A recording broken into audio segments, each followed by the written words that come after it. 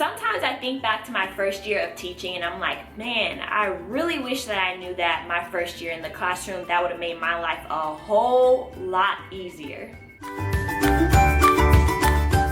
Hi everyone, my name is Tierraney, also known as Miss Tierraney, and in today's video, I'm telling you all the things that I wish I knew as a first year teacher. So I have 11 things that I'm going to share with you, and I hope that it will help you if you are entering your first year in the classroom or you're still in the fairly new stages of being a teacher.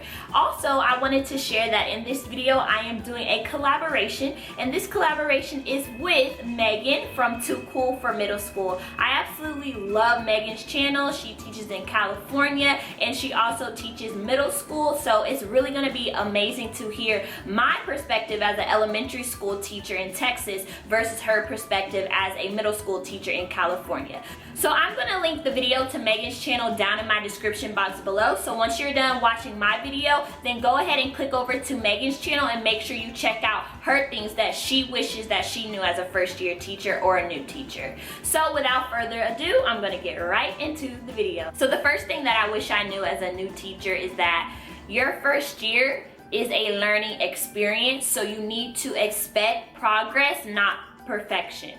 I think this is very important because I can think back to being a brand new teacher, walking into my own classroom for the first time and being like, I just want to be the best teacher that I can possibly be for my students.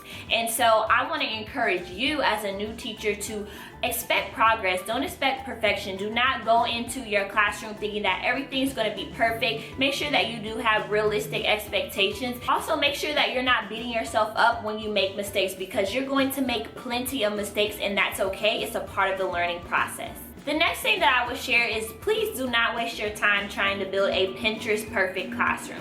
I know you scroll on Pinterest, you scroll on Instagram, and you scroll on blogs, you scroll on YouTube channels, and you see these amazing classrooms, and you say, yeah, I want my classroom to look just like that. And okay, you can try to make your classroom look just like that. I'm sure if you put in enough effort, you definitely could do so. But at the end of the day, that's not really what matters the most. That's not really what's most important. What's most important is that you are prepared to be an effective educator once you step into your classroom and you know your content very well and you have your classroom management on point, which you should check out my classroom management plan course if you haven't, linked down below. But honestly, that's what's most important, not how you decorate your classroom, because you can have a beautifully decorated classroom, students aren't learning a thing, and you have a chaotic classroom environment. Not good. So please do not worry about having a Pinterest perfect classroom. Trust me, that is the least of your worries. Number 3, please learn how to appreciate yourself and do not expect to be thanked. I came into teaching through a program called Teach for America, and they really did a good job of pumping us up. I felt like I was just signing on to do the best thing in the world, and I was making a difference, and I was going to make a change and impact students' lives. And Teach for America as an organization, throughout our Summer Institute experience, it was definitely a time where they really pumped us up and thanked us so much for joining Teach for America to serve and teach kids in low-income communities. And I felt very much like I was part of a great cause, and that the work that I signed on to do was valued and important. However, when I stepped into my placement school, which is the school where I was placed for the 2 years that I did Teach for America, the environment wasn't quite the same. So oftentimes, I would go without being thanked for the work that I was putting in, despite how hard I was working, despite how hard other teachers were working. We weren't often told, like, thank you for being here, thank you for the service that you do for your students, thank you for how you go above and beyond each and every day, how you work yourself even when work hours are over. We were not thanked. And so I just want to let you know that if you get into an environment where you experience that, to please learn how to encourage yourself, learn how to thank yourself, and do not expect for others to appreciate you. Whether that goes from your own students, that goes to their parents, your administration, your coworkers. You have to appreciate yourself and rest in the fact that you are there to give your students a quality education. You're not there for some people to pat you on the back. Pat yourself on the back, okay? The next one is the true reality that your students just may not like you. And that's okay. Keep showing up, keep showing them that you care about them, and continue to give them the quality education that they deserve. You're not here to win over the approval of your students. You're not here to win over the approval of anyone else. So make sure that you understand that with or without students liking you, that you're still committed to giving them the best quality education that they truly deserve. The next one is you do not have to be best friends with your coworkers. You do not have to be teacher besties. Y'all don't have to be squad goals. Please do not worry about that. Please understand that everyone has a different personality, everyone has a different background. We are completely different people. The reason why we are all working in a school together is because hopefully we all believe that every child deserves the right to attain an excellent education, and we are committed to giving each and every one of our students a quality education. So we do what we need to do to collaborate and work together. But other than that, please do not expect for them to invite you out to their little outings after school, after work. Please do not expect for them to go above and beyond for you and celebrate you on your birthday. Don't expect if one of them is getting married that you're gonna be receiving a wedding invitation. Please do not expect to be invited to their baby showers. Just understand that you do not have to be best friends with your coworkers. You can be cordial with them, and some people you will click with and you may decide to do things with them outside of school. But other times there are a lot of people that honestly you don't really have much in common. So you come there, you do the work, you work with them on whatever content area or lesson plans that you need to work with them on. But other than that, you don't have to expect for them to be your best friends for life. It is okay, I promise. Also, your primary goal is not going to work to earn some friendships, so keep that in mind as well. The next tip is be open to growth, but be you and stay true to you. So you know there's certain areas that you're gonna work on as a teacher that you have to work on. So for example, you may need help with your classroom management. So be open to wanting to grow and improve yourself in that area with your classroom management. However, you do not have to adopt the classroom management style of your teacher friend next door.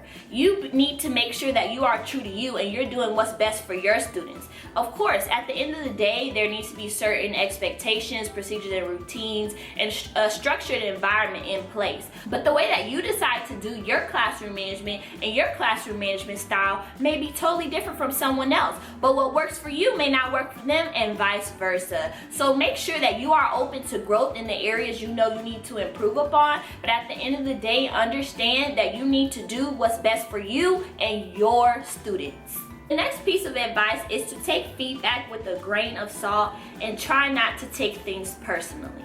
Now, I know as a new teacher, again, I was very committed to this work and I went above and beyond for my students in any way possible. However, at the same token, I know that I had to get feedback from others, and there's been times where I received feedback and really the feedback hurt me to my soul because I felt that it was a direct attack on who I was as a person, and it was a direct attack on me as a teacher.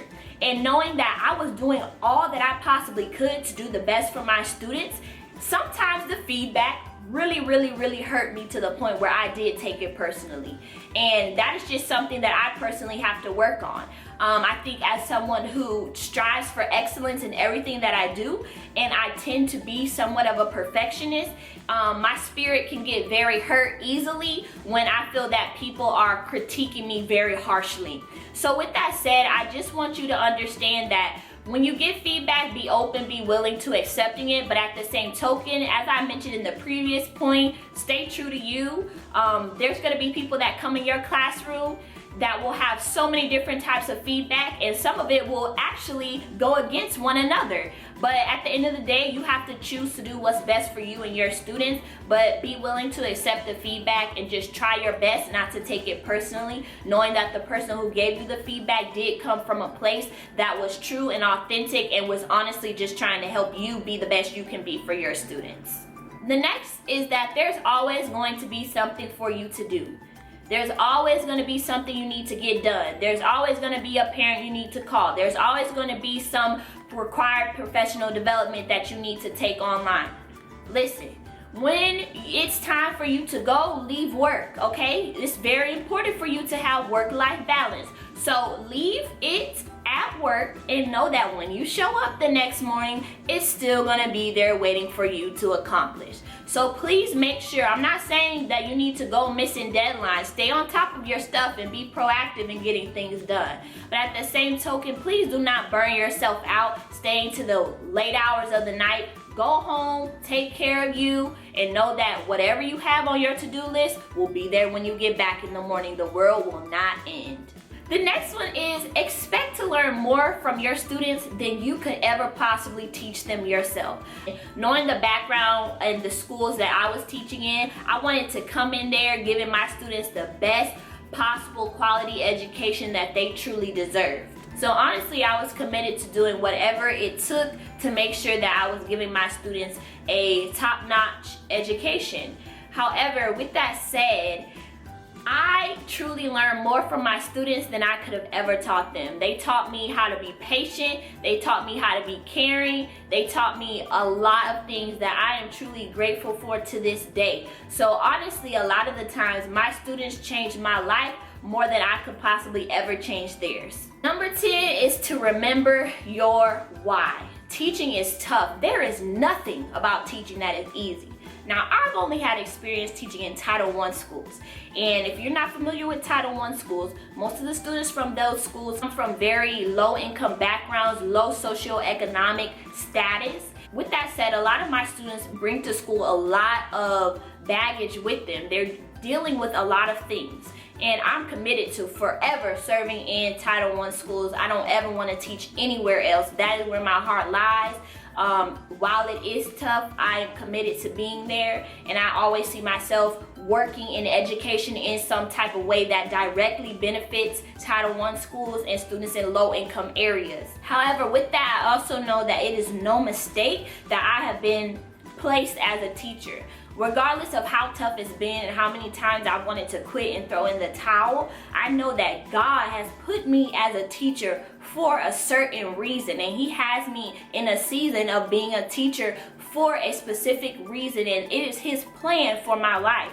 So keeping that in mind, I really try my best to remember when it gets to those tough situations where I'm tempted to chunk up the deuces and say, goodbye, I'm done, I'm going to go an easier route.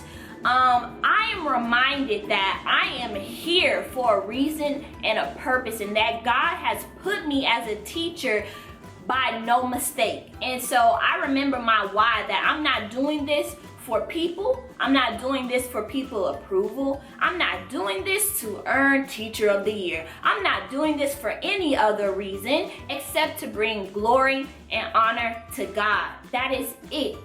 So that is my why. That is what keeps me going. God is my strength each and every single day. So I need you to find what your why is. And you need to keep that deep inside your heart and soul, because that is what will drive you to keep going when things get tough, and trust me, they will. And last but not least, I have to tell you that it does get better. Your first year is tough.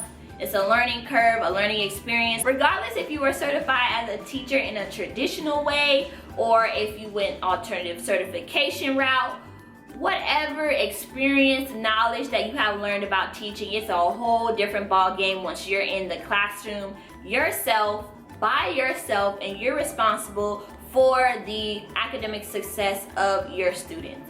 So with that said, it is going to be hard, but it will definitely get better, and each year you're going to get better. Each year you're going to grow. There will always be things that you can work on and improve. There is no I have arrived at this ultimate teacher status, I can learn no more, I can do no better, I am it. No, you will always continue to learn. But with that said, I want you to understand that when it's tough, and your first year is going to be tough, just remember that each year you're going to get better, you're going to get stronger, and what you thought was a very difficult thing your first year, it's going to become easier each year that you go on. So with that said, that is all that I had to share for you guys. I really hope that this video benefited you. if you know someone who's going into teaching for the first time, please share this video with them. I want to help anybody that I possibly can, and I feel that truly this video will help because every point that I share came from personal experience. It came straight from the heart and straight from the soul. So with that said, make sure that you check out Megan's channel. If you enjoyed this video, make sure you give it a thumbs up, subscribe to my channel, share, leave a comment down below. What's one thing that you wish you knew as a first-year teacher? Make sure your notifications are turned on, and I will see you guys in the next video. Bye.